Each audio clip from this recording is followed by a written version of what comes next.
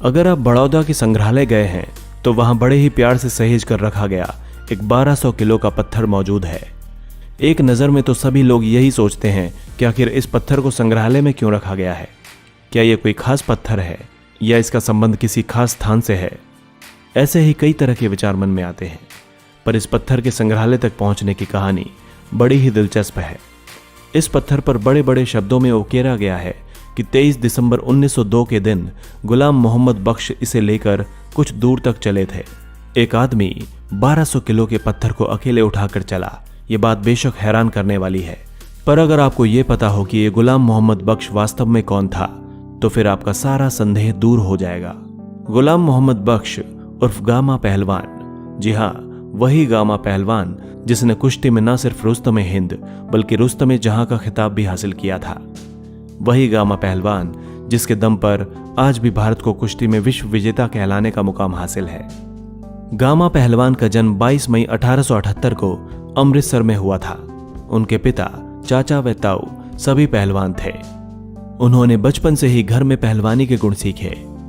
पहलवानी न सिर्फ उनके खून में थी बल्कि परवरिश में भी थी। तभी तो 5 वर्ष की उम्र में पिता का साया सिर से उठने के बावजूद कुश्ती और अखाड़े से उनका रिश्ता नहीं टूटा। उनके पिता के देहांत के बाद मध्य प्रदेश के दतिया के राजा भवानी सिंह ने गामा को अपने संरक्षण में ले लिया। उन्होंने ही गामा के खाने पीने, कसरत, वर्जिश इत्यादि की जिम्मेदारी ली। वैसे तो दूसरे पहलवानों की तुलना में गामा का कद छोटा था, पर उनके हौसले और हर एक दांव पेच पर उनकी समझ बड़े बड़े पहलवानों को चित्त कर देती थी।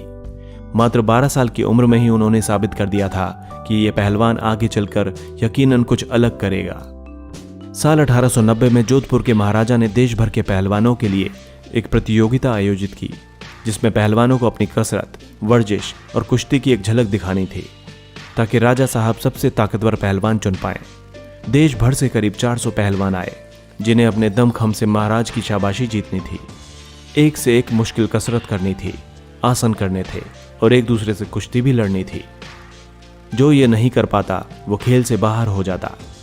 बाकी पहलवान गामा से उम्र और लंबाई में काफी बड़े थे, फिर भी गामा इस मुकाबले के अंतिम 15 पहलवानों में टिके रहे। एक 12 साल का लड़का 400 पहलवानों की भीड़ में आखिरी 15 पहलवानों में अपना नाम बना गया। इस बात ने राजा को बहुत प्रभावित किया और उन्होंने गामा को इस प्रतियोगिता का विजेता चुन लिया। बस फिर क्या था, गामा के नाम के चर्चे पूरे देश में हो गए। इसके बाद कभी गामा ने पलट कर नहीं देखा। 19 साल का होते होते गामा ने देश के कई नामचीन पहलवानों को पटकनी दे दी थी और फिर बारी आई रुस्तम हिंद रहीम बख्श सुल्तानी वाला से लड़ने की।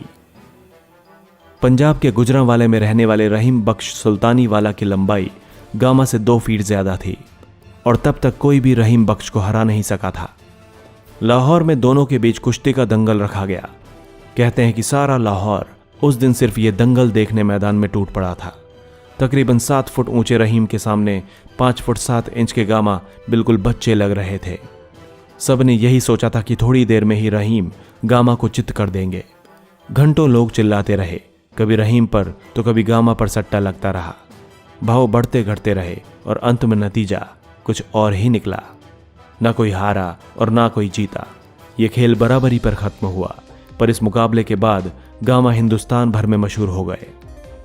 गामा ने 1898 से लेकर 1907 के बीच दतिया के गुलाम मोहिउद्दीन, भोपाल के प्रताप सिंह, इंदौर के अली बाबा सेन और मुल्तान के हसन बख्श जैसे नामी पहलवानों को लगातार हराया। 1910 में एक बार फिर गामा का सामना रुस्तम हिंद रहीम बख्श सुल्तानी वाला से हुआ और एक बार फिर मैच ड्रॉ रहा।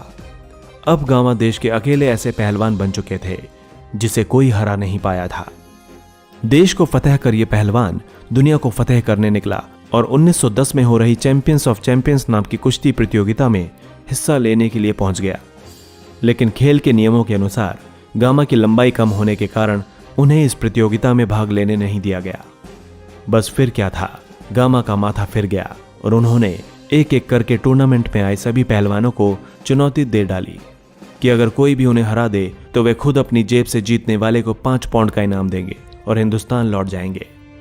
सबसे पहले उनसे एक अमेरिकी पहलवान मुकाबला करने आया, पर अमेरिकी चैंपियन बेंजामिन रोलर को उन्होंने सिर्फ 1 मिनट 40 सेकंड में ही चित्त कर दिया। फिर अगले ही दिन गामा ने दुनिया भर से आए 12 पहलवानों को मिनटों में हराकर तहलका मचा दिया। आयोजकों को हारकर गामा को दंगल में एंट्री देनी पड़ी। फिर आया 10 सितंबर 1910 का वो दिन जब जॉन बुल प्रतियोगिता में गामा के सामने विश्व विजेता पोलैंड के स्टैनिस्लॉस ज़बिएश्को थे, पर उन्हें भी गामा ने पहले ही राउंड में 1 मिनट में ही पटखनी दे दी। अगले 2.5 घंटे तक यह मुकाबला चलता रहा, लेकिन कोई नतीजा ना निकला और मैच ड्रॉ हो गया। पर एक विजेता तो चाहिए था, इसलिए 1 हफ्ते बाद फिर से कुश्ती रखी गई। 17 सितंबर 1910 को ज़बिएश्को लड़ने ही नहीं आए और गामा को विजेता मान लिया गया। इस तरह गामा वर्ल्ड हैवीवेट चैंपियन बनने वाले भारत के पहले पहलवान बन गए। यह खिताब रुस्तम जहां के बराबर था। 1911 में गामा का सामना फिर रहीम से हुआ। इस बार रहीम को गामा ने चित कर दिया। इसके बाद 1929 में गामा ने आखिरी प्रोफेशनल फाइट लड़ी। उन्होंने कुश्ती को कभी अलविदा तो नहीं कहा, पर इसके बाद उन्हें कभी कोई प्रतिद्वंदी ही नहीं मिला जिससे वे लड़ सकें। औपचारिक तौर पर उन्होंने साल 1952 में कुश्ती से विदाई ली। गामा सिर्फ पहलवानी में ही नहीं बल्कि इंसानियत में भी सबसे ऊपर थे। साल 1947 में बंटवारे का कहर देश पर टूटा था। उस समय गामा अमृतसर से लाहौर की मोहिनी गली में बस गए थे। बंटवारे ने हिंदू मुसलमानों के बीच बड़ी दीवार खड़ी कर दी थी। गली में रहने वाले हिंदुओं की जान खतरे में थी, पर जब गामा के अपने कौम के लोग हिंदू परिवारों का खून बहाने के लिए आगे बढ़े तो रुस्तम जहां गामा उनके सामने दीवार बनकर खड़े हो गए। इतना ही नहीं, उन्होंने अपने खर्चे पर सभी हिंदुओं को सही सलामत हिंदुस्तान भी भिजवाया। गामा ने अपने जीवन के अंतिम कुछ साल पाकिस्तान में गुजारे, पर फिर भी हिंदुस्तान के लिए उनकी और उनके लिए हिंदुस्तान की मोहब्बत कभी कम न हुई। बिरला परिवार की तरफ से हर महीने उनके लिए मासिक पेंशन जाती थी। बताया जाता है कि JRD टाटा भी उनके लिए पैसे भेजते थे। उन्होंने अपने जीवन में दूसरों को प्रेम और सम्मान दिया और अपने आखिरी पलों तक वही पाया। अपराजित गामा को कभी भी अपनी सफलताओं का घमंड नहीं हुआ, बल्कि जब एक इंटरव्यू के दौरान उनसे पूछा गया कि उनके लिए सबसे तगड़ा प्रतिद्वंदी कौन रहा था, गामा ने रहीम सुल्तानी वाला का ही जिक्र किया था और कहा, हमारे खेल में अपने से बड़े और ज्यादा काबिल खिलाड़ी को गुरु माना जाता है। मैंने उन्हें 2 बार हराया जरूर है, पर दोनों मुकाबलों के बाद उनके पैरों की धूल अपने माथे से लगाना नहीं भूला। 23 मई 1960 को इस महान पहलवान ने दुनिया से विदाई ली, पर आज भी जब गामा पहलवान का जिक्र होता है तो उन्हें जानने वाले भारतीयों की आंखों में एक अलग ही चमक आ जाती है। 20वीं सदी के सबसे प्रभावशाली मार्शल आर्ट्स कलाकार ब्रूस ली भी गामा पहलवान के प्रशंसक रहे। उन्होंने खास तौर पर गामा पहलवान के नियमों को अपने जीवन का हिस्सा बनाया था। आज भी पटियाला के national institute of sports museum में आपको गामा पहलवान द्वारा कसरत के लिए इस्तेमाल की जाने वाली चीजें देखने को मिल जाएंगी। शायद अब गामा पहलवान केवल एक इतिहास है, पर इस प्रेरक इतिहास की कहानी से कई पहलवानों ने अपने भविष्य को संवारा है और आगे भी संवारते रहेंगे।